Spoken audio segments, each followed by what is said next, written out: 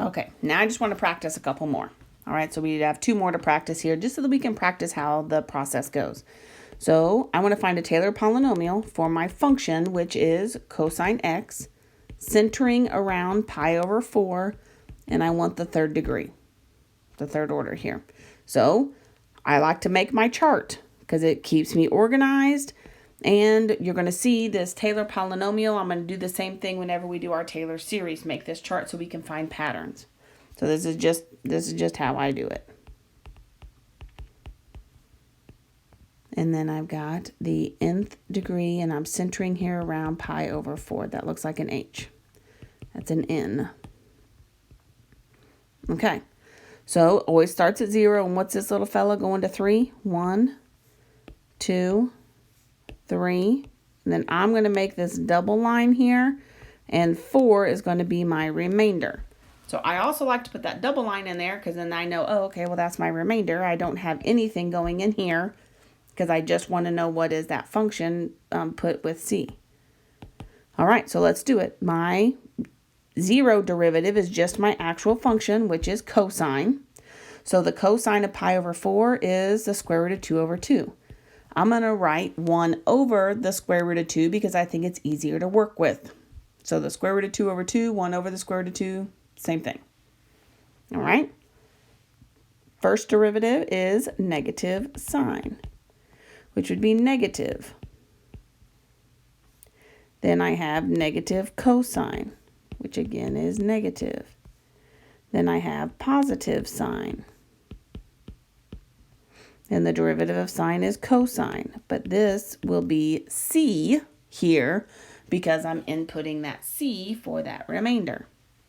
Now, I think it's helpful, especially when we're learning this, to write out our formulas. And the more you write them out, the more it solidifies in your head. So my polynomial formula here is, the nth derivative of a over n factorial x minus a to the n. And then you know your remainder is just the next one.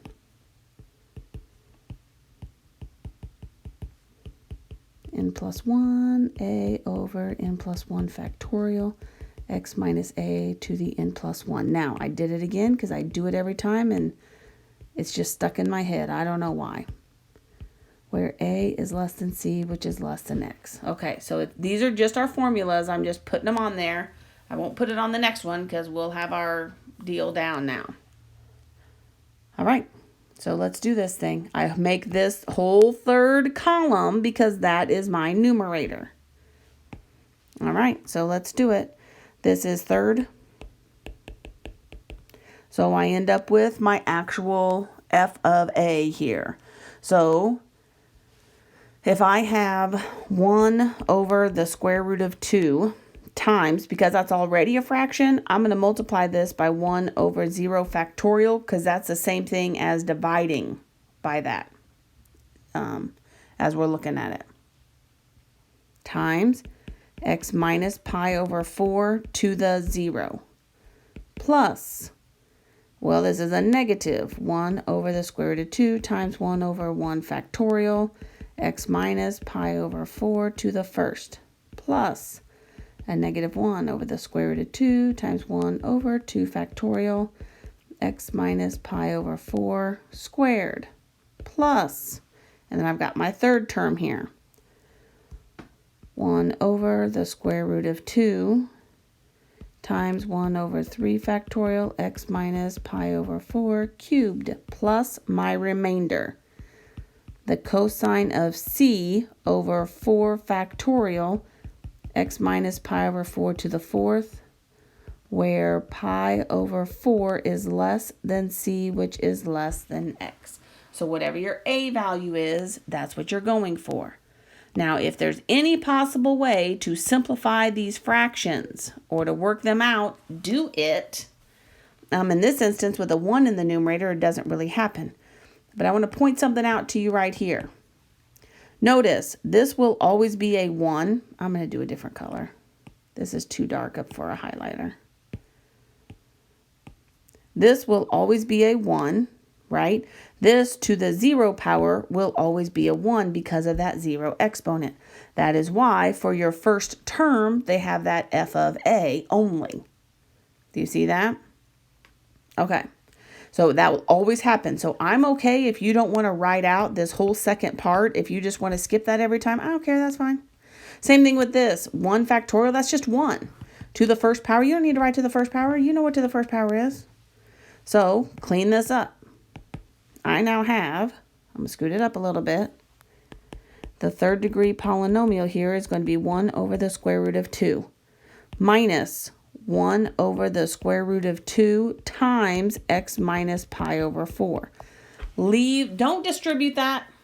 Don't distribute that. Leave it factored out like that. That is helpful if you leave it factored out so that you can see what it is that you have. This second part over here, 2 factorial is the same thing as 2 times 1.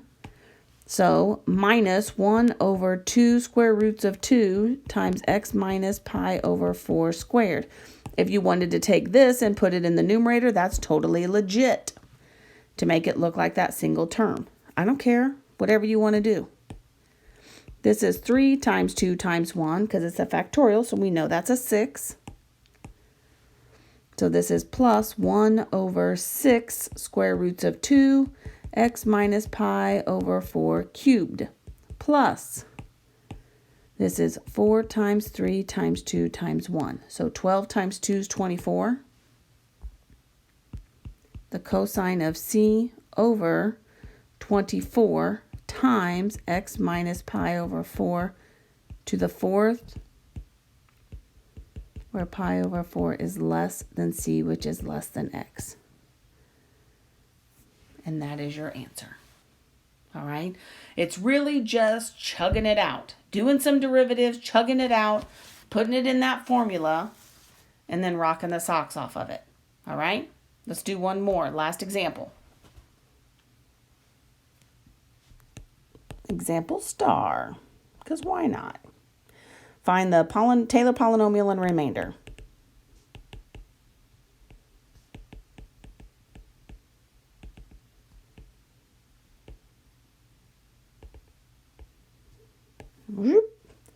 So I have my function here is x to the 3 halves, where a is equal to 1 and n is equal to 4. So I'm doing 4.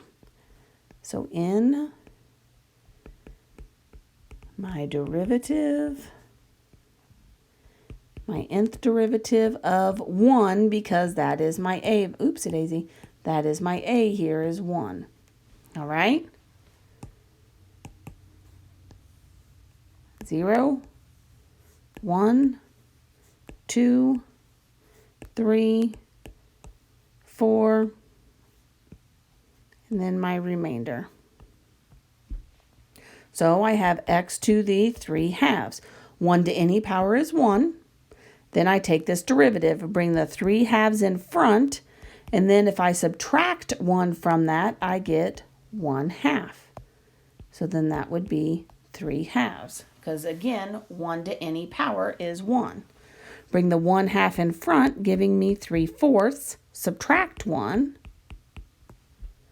And the beauty of the fact that this is 1, and I'm going to give you easy stuff because you don't get calculators. This will always be 1 to any power, then is 1. Bring the negative 1 half in front, and I get negative 3/8. If subtracting 1 from that is going to be negative 3 halves, and I get negative 3/8. Bringing that in front would be positive 9/16. X to the negative 5 halves. And then bring that in front again is negative 45. Oh my, quit it. Simmer down there. Negative 45 over 32. C, because I'm plugging in C because it's my remainder, to the negative 7 halves, and I don't have anything there. Right? So this column is my numerator over the factorial of whichever derivative term it is, x minus a. I'm going to scoot this up just a little bit. This is the fourth degree polynomial, meaning that I have my first term. Remember, we said this first term over 0 factorial times all that stuff to the 0 is just going to be that first term. Plus 3 halves over 1 factorial. So times that 1 factorial, which is just 1, and I have x minus 1 to the first power. Plus, then I look here at my second, right? I've got 3/4 times 1 over 2 factorial x minus 1 squared. Plus, or in this instance, minus 3/8 times 1 over 3 factorial x minus 1 cubed. Plus, I'm going to come down here to this next line. 9/16 times 1 over 4 factorial x minus 1 to the 4th, and then my remainder. Plus this negative 45 over 32 c to the negative 7 halves. You could put that in the denominator or not, it's your choice. Times 1 over 5 factorial x minus 1 to the 5th, where 1 is less than c, which is less than x. You're literally plugging all of your stuff in, scoot it up, into those formulas. Then you come back and simplify. The first two terms, there's nothing to simplify. That's what it is. That's what it is. Here, this is 2. 2 and 3 don't go into each other, so that's just what it is, right? I've got 1 plus this 3 halves times x minus 1 plus, now 2 times 4 is 8, so I've got 3/8 x minus 1 squared.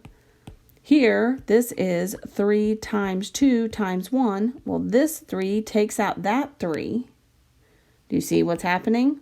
So now I just end up with minus 1 over 16 x minus 1 cubed.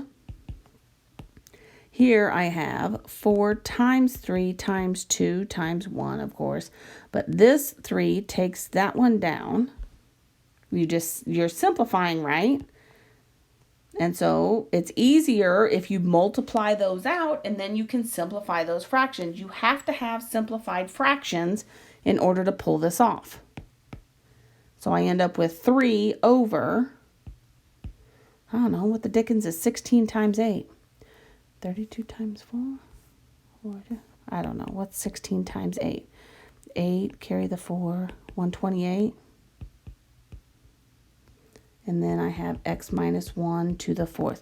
Now, once you get this simplified and you know there's nothing else, I don't have to worry about 3 over 128 because it's done. That's why you simplify with the small terms first, that good number sense. This, is 5 times 4 times 3 times 2 times 1. Well, I know 5 is going to go in there, leaving me with a 9. Then this 3 takes that down even farther, leaving me with a 3. Then there's nothing else I can do. A 4, a 2, and a 1 over that 3. So now my remainder is negative 3 over 32 times 8. I don't know what that is. 24, 25, 256. C to the negative 7 halves, x minus 1 to the 5th, where 1 is less than c, which is less than x. All right? Formulas, formulas, formulas. You're just doing your formulas. I'm going to put a plus sign there. You're just doing the formula in order to get to the next term over and over again. That's the whole point of this. All right? Good. So go practice some on. Now, this homework is not in my math lab. This is that paper homework that's uploaded in Canvas. So make sure you're looking at that paper homework in Canvas. And then let me know if you have any